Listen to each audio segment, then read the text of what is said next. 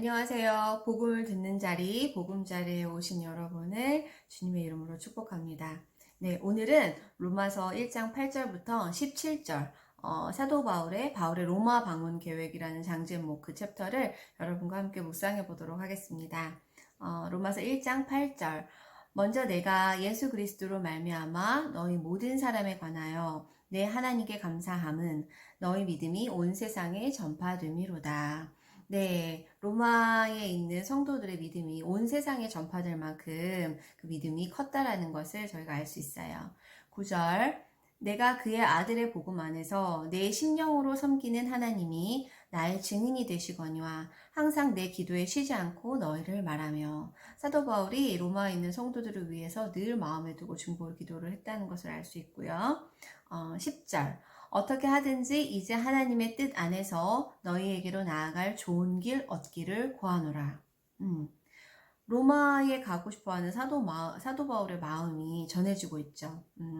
11절. 내가 너희 보기를 간절히 원하는 것은 어떤 신령한 은사를 너희에게 나누어 주어 너희를 견고하게 하려 함이니. 간절히 보기 원한다고 했어요. 이 간절히 보기 원하는 이유가 신령한 은사를 너희에게 나누어 주고 싶다. 그래서 너희가 더 견고하게 되기를 원한다. 라고 했거든요. 이미 믿음이 있고 신앙생활을 잘하고 있던 로마에 있는 성도들에게 무언가 더 말해주고 싶은, 뭔가 더 핵심적인 뭔가 이야기해서 그 사람들의 그 신앙이 더 견고하게 하고 싶어 하는 사도 바울의 마음이 있었습니다. 성령님께서 주신 마음이겠죠, 사실은. 신령한 은사라는 말을 복음으로 해석해서 여러분께서 보시면 훨씬 더 이해가 빠르실 거예요. 신령한 은사를 너희에게 나누어 주어 너희를 견고하게 하려 함이니.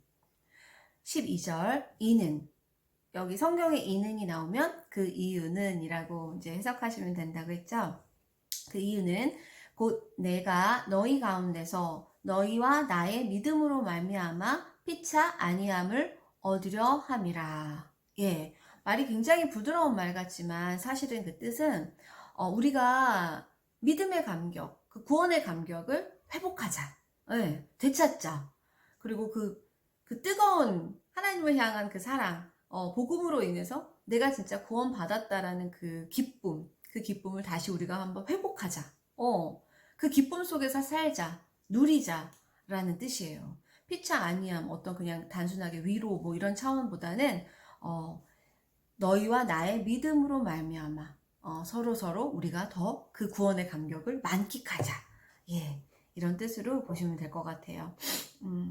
13절, 형제들아 내가 여러 번 너희에게 가고자 한 것을 너희가 모르기를 원하지 아니하노니. 부정의 부정이니까 나 너무 가고 싶다 이런 뜻이겠죠.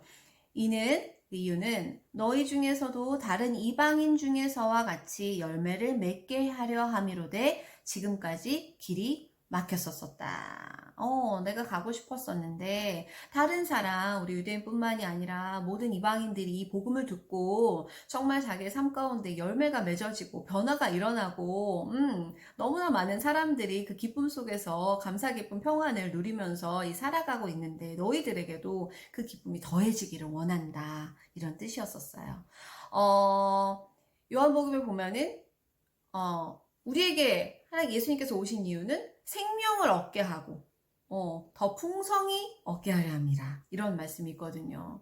단순히 예수님을 믿는다라는 일은 우리가 그냥 우리가 생명이라고 하잖아요. 죽어 있었던 내 영이 다시 살아서 생명을 얻어서 살아있는 영으로 전에 죽어 있을 때는 하나님과 내가 교제할 수 없었지만 그 영이 다시 살아서 하나님과 교제할 수 있는 그런 생명을 얻었고 더 풍성히 얻게 하려 합니다. 네, 단순히 그 구원, 내가 죽어서 천국 가는, 의인이 돼서 천국 가는 단순히 그런 차원의 것이 아니라 더 풍성히 내 삶 가운데 내가 처한 모든 환경에서 승리하는 삶, 내가 모든 처한 환경에서 내가 다스리는 삶, 눌리는 것이 아니라 내가 풀리는 삶, 묶이는 것이 아니라 내가 풀리는 삶, 이런 삶을 산다라는 거죠. 그래서 지금 이 사도 바울이 로마에 가고 싶어하는 이유를 지금까지 딱 밝혔어요. 헬라인, 14절, 헬라인이나 야만인이나 지혜 있는 자나 어리석은 자에게 다 내가 빚진 자라. 여러분, 빚이라는 게 뭐예요? 갚아야 되는 거잖아요. 뭔가 내가 돌려줘야 되는 거예요. 근데 지금 사도 바울이 헬라인, 야만인, 지혜 있는 자나 어리석은 자, 모든 사람들에게 다 빚진 자라고 했어요. 자기가 이 사람들한테 줘야 할 것이 있다고 생각하는 거예요. 하나님이 주신 그 값진 그 복음을 내가 이 사람들한테 전해주고, 돌려줘야 되는데, 다시 또 나눠줘야 되는데, 베풀어야 되는데, 그런 것들을 자기가 못하고 있다라는 그 안타까움을 빚진 자라고 표현을 한 거예요. 여러분 마음에 이웃에게, 복음을 전하지 못해서 여러분 마음이 이렇게 막 아파 본 적 있으신가요?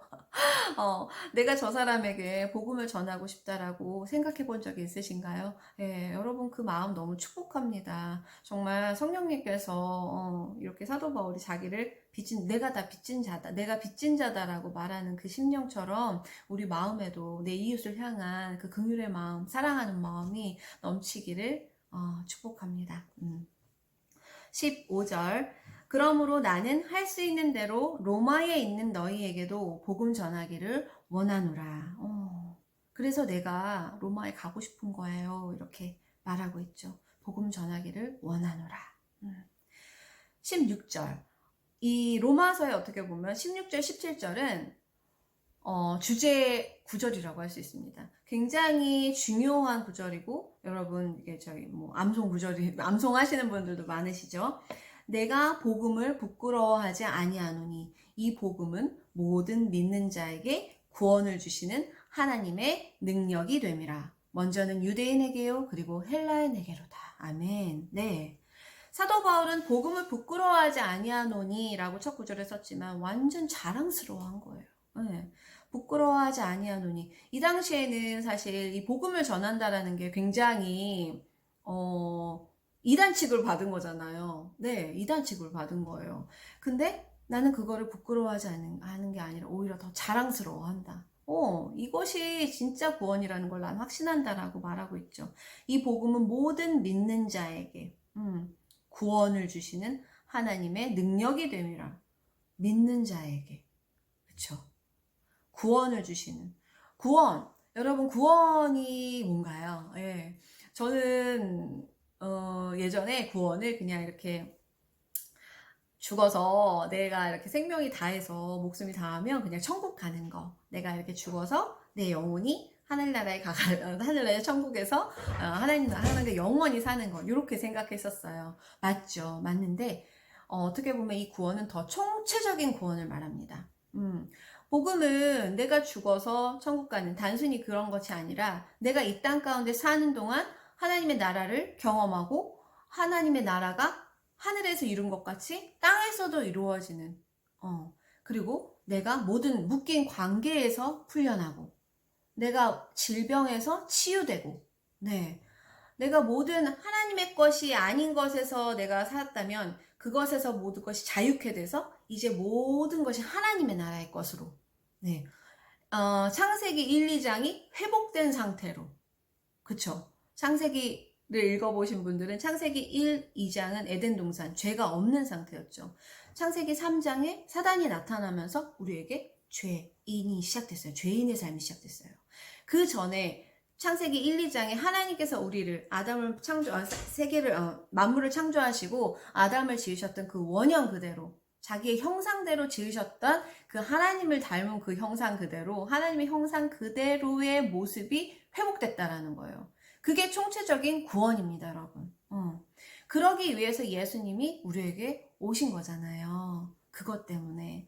그래서 이 구원을 주시는 하나님의 능력이 됨이라. 어떤 것이? 복음이. 네. 그 창세기 1, 2장이 회복되고 이제는 우리가 죄인이 아니라 의인이 되었다라는 그 기쁜 소식을 전하는 거. 그 기쁜 소식, 그게 복음인데 그것이 하나님의 능력이 된다. 모든 믿는 자에게 구원을 주신 하나님의 능력이 된다. 그래서 이렇게 총체적인 구원을 이야기하시면서 구원의 피자를 설명해 주신 적이 있었어요. 그게 제가 너무 이해가 잘 되더라고요. 여러분 피자를 이렇게 자르잖아요. 그 중에 한 조각을 먹지 마시고 피자 한 판 전체를 다, 네, 피자 한 판 전체를 다 먹어야 되는 거예요.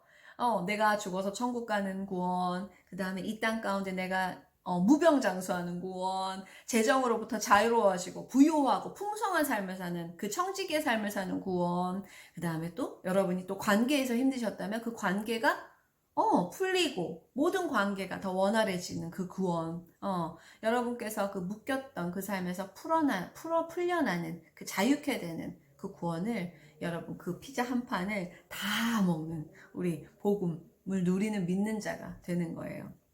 17장 복음에는 하나님의 의가 나타나서 믿음으로 믿음에 이르게 하나니 기록된 바 오직 의는 믿음으로 말미암아 살리라 함과 같으니라. 하박국 선지자의 예언을 인용해서 사도 바울이 이 귀한 말씀을 선포합니다. 하나님의 의는 성경에서 굉장히 중요한 말입니다. 예, 하나님의 의가 뭔가요? 한마디로 이야기하면 예수 그리스도와 동등한 신분과 위치, 이걸 이야기합니다, 여러분. 예수 그리스도와 동등된 위치와 신분이라는 게 뭐예요? 하나님께서 우리 인간을 창조하셨을 때 첫째 아담, 제일 처음에 창조하신 인간이 아담이잖아요. 아담을 창조하셨을 때 그 아담에게는 하나님과 예수님과 동등한 위치와 신분이 있었습니다. 네, 하나님은 의셨고 자기 형상을 따라 만든 그 인간에게는 그 동일한 위치와 신분, 통치권이 주어졌었어요. 창세기 1, 2장에 보면 죄 짓기 전에 아담은 그래서 예수님과 동등한 위치와 신분에 있었죠. 단지 다른 것은 하나님은 조물주, 아담은 피조물이라는 그 사실 이외에는 모든 것이 다 하나님의 형상 그대로 우리에게 있었습니다. 그런데 3장에서 죄 지은 후에 아담이 죄 지은 다음에 선악과를 따먹고 죄를 지은 다음에는 우리가 불의한 존재가 된 거예요. 죄인이 된 거죠. 그래서 그때부터 아담의 그 이후의 모든 인간들은 존재적으로 죄인일 수밖에 없었던 거예요. 근데 두 번째 아담, 예수님께서 이 땅 가운데 오시면서 그 의를 회복시키신 거죠. 네, 이게 하나님의 방법이셨던 거예요. 이 방법만이 하나님의 방법이었고 이것이 하나님이 인정하시는 의입니다. 우리가 의인 되고 싶어서 의롭게 되려고 이거를 이해하지 못하면, 이 사실 하나님의 의를 이해하지 못하면 어떻게 되냐면 우리의 행위가 들어가요. 하나님께 좀 더 나은 모습으로 나아가려고 하고 뭔가 우리의 선행, 열심으로 봉사하고 뭔가 이렇게 하나님을 섬긴다. 나의 차원, 내가 생각하는 차원에서의 그 섬기는 일을 통해서 하나님께 착하다, 너는 나의 기쁜 종이다라는 어떤 칭찬을 받으면서 의롭다라고 이렇게 의롭게 여겨진다라고 우리가 그냥 생각하는 거죠. 여러분, 그거는 그냥 우리가 생각 속에, 우리가 그냥 우리의 사고 속에서 생각하는 의롭다, 그게 아니고 하나님의 방법, 하나님이 인정하시는 의는 예수 그리스도를 통해서 하나님께서 하신 그 방법대로 우리가 의로워지는 거예요. 우리의 행위로 되는 것이 아니다. 갈라디아서에 보면요, 사람이 의롭게 되는 것은 율법의 행위로 말미암는 것이 아니요, 의롭게 되는 것은 예수 그리스도를 믿는 것밖에 없다. 예수를 믿는다라는 건 그 사실을 믿는 것이다. 예, 이게 나의 의지와 상관없이 하나님께서 하셨던 일이잖아요. 하나님께서 하셨던 일, 그게 진리잖아요. 변하지 않는 거, 영원한 거, 내가 믿고 안 믿고, 내가 알고 모르고를 떠나서 원래부터 있었던 그 진리를 믿는 믿음으로 우리가 구원을 받는 거죠. 예, 하나님의 의가 어떤 것인지 여러분 이제 좀 이해가 되시죠? 복음에는 하나님의 의가 나타난 거예요.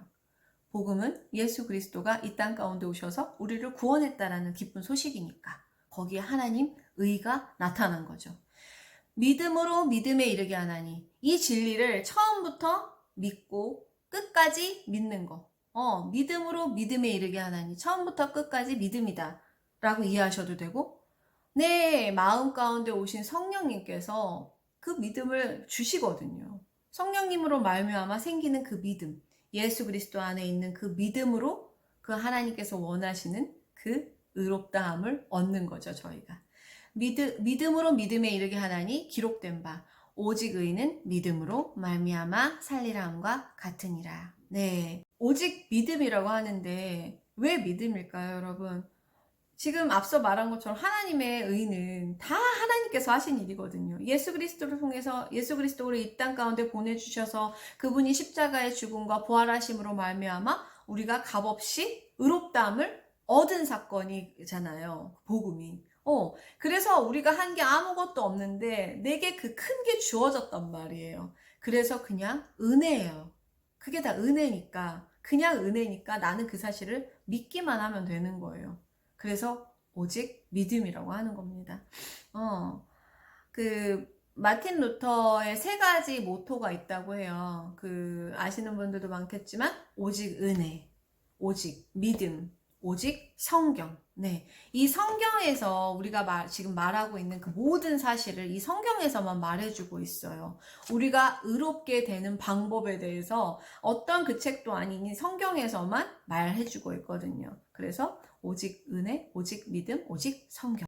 오늘 이렇게 17장까지 여러분과 함께 묵상해 봤고요. 복음에는 하나님의 의가 나타났다. 하나님께서 의롭다 하시는 이는 하나님이시니. 네. 우리는 하나님의 그 풍성하신 은혜와 사랑, 그 십자가의 사건으로 우리는 그냥 의롭다 함을 값없이 받은 자입니다. 나는 죄인이었지만 이제 갚아진 의인으로, 네, 그 죄값이 갚아진 의인으로 당당히 하나님과 나아가서 교제할 수 있는 자가 된 거예요. 오늘도 이 은혜 가운데 여러분 풍성하게 복음을 누리시는 하루 되시기를 바랍니다. 감사합니다.